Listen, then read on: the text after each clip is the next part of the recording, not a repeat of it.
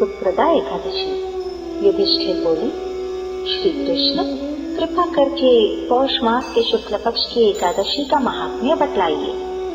उसका नाम क्या है, उसे करने की विधि क्या है, इसमें किस देवता का पूजन किया जाता है। भगवान श्री कृष्ण ने कहा, राजन, पौष मास के शुक्ल पक्ष की जो एकादशी है उसका नाम पुत्रदा है। पुत्रदा एकादशी को नाम मंत्रों का उच्चारण करके फलों के द्वारा श्री हरि का पूजन करें। नारियल के फल, सुपारी, बिजौरा नींबू, जमीरा नींबू, अनार, सुंदर आंवला, लौंग, बेर तथा विशेषतः आम के फलों से देव देवेश्वर श्री हरि की पूजा करनी चाहिए। इसी प्रकार धूप दीप से भी भगवान की अर्चना करें। पुत्रदा एकादशी को विशेष रूप से दीप दान करने का विधान है। रात को वैष्णव पुरुषों के साथ जागरण करना चाहिए। जागरण करने वाले को जिस फल की प्राप्ति होती है वह हजारों वर्ष तक तपस्या करने से भी नहीं मिलता। यह सब पापों को हरने वाली उत्तम तिथि है। चराचर जगत सहित समस्त त्रिलोकी में इससे बढ़कर दूसरी कोई तिथि नहीं है। समस्त कामनाओं तथा सिद्धियों के दाता भगवान नारायण इस तिथि के अधिदेवता हैं। पूर्व काल की बात है, भद्रावती पुरी में राजा सुकेतुमान राज्य करते थे। उनकी रानी का नाम चंपा था। राजा को बहुत समय तक कोई वंशधर पुत्र नहीं प्राप्त हुआ। इसीलिए दोनों पति पत्नी सदा चिंता और शोक में डूबे रहते थे। राजा के पितर उनके दिए हुए जल को शोकोच्छ्वास से गर्म करके पीते थे।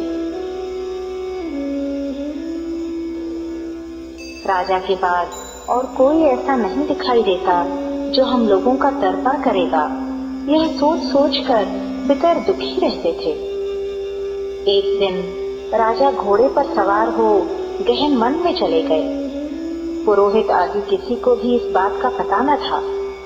मृग और पक्षियों से सेवित उस सघन कानन में राजा भ्रमण करने लगे। मार्ग में कहीं सियार की बोली सुनाई पड़ती थी तो कहीं उल्लुओं की। जहाँ तहाँ भालू और मृग दृष्टिगोचर हो रहे थे। इस प्रकार घूम घूम कर राजा वन की शोभा देख रहे थे। इतने में दोपहर हो गई। राजा को भूख और प्यास सताने लगी। वे जल की खोज में इधर उधर भटकने लगे।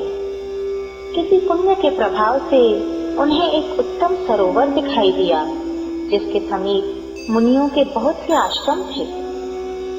शोभाशाली नरेश ने उन आश्रमों की ओर देखा। उस समय शुभ की सूचना देने वाले शकुन होने लगे। राजा का दाहिना नेत्र और दाहिना हाथ फड़कने लगा, जो उत्तम फल की सूचना दे रहा था। सरोवर के तट पर बहुत से मुनि वेद पाठ कर रहे थे। उन्हें देखकर राजा को बड़ा हर्ष हुआ। वे घोड़े से उतरकर मुनियों के सामने खड़े हो गए और पृथक पृथक उन सबकी वंदना करने लगे। वे मुनि उत्तम व्रत का पालन करने वाले थे। जब राजा ने हाथ जोड़कर बारंबार दंडवत किया, तब मुनि बोले, राजन, हम लोग तुम पर प्रसन्न हैं। राजा बोले, आप लोग कौन हैं? आपके नाम क्या हैं? तथा आप लोग किस लिए यहाँ एकत्रित हुए हैं? कृपया यह सब बताइए। मुनि बोले, राजन, हम लोग विश्वेदेव हैं। यहाँ स्नान के लिए आए हैं। माघ मास निकट आया है। आज से 5वें दिन माघ का स्नान आरंभ हो जाएगा। आज ही पुत्रदा नाम की एकादशी है, जो व्रत करने वाले मनुष्यों को पुत्र देती है। राजा ने कहा, विश्वेदेव का, यदि आप लोग प्रसन्न हैं तो मुझे पुत्र दीजिए। मुनि बोले, राजन, आज पुत्रदा नाम की एकादशी है। इसका व्रत बहुत विख्यात है। तुम आज इस उत्तम व्रत का पालन करो। महाराज, भगवान केशव के प्रसाद से तुम्हें पुत्र अवश्य प्राप्त होगा।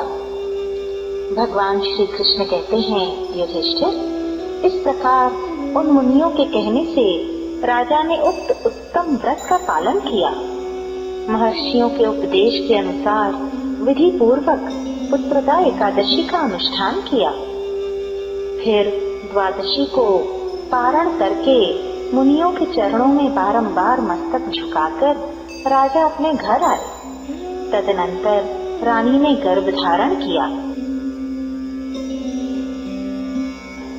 प्रसव काल आने पर पुण्यकर्मा राजा को तेजस्वी पुत्र प्राप्त हुआ, जिसने अपने गुणों से पिता को संतुष्ट कर दिया। वह प्रजा का पालक हुआ। इसीलिए राजन, पुत्रदा का उत्तम व्रत अवश्य करना चाहिए। मैंने लोगों के हित के लिए तुम्हारे सामने इसका वर्णन किया है। जो मनुष्य एकाग्र चित्त होकर पुत्रदा एकादशी का व्रत करते हैं, वे इस लोक में पुत्र पाकर मृत्यु के पश्चात स्वर्गगामी होते हैं। इस महात्म्य को पढ़ने और सुनने से अग्निष्टोम यज्ञ का फल मिलता है। हरि ओम।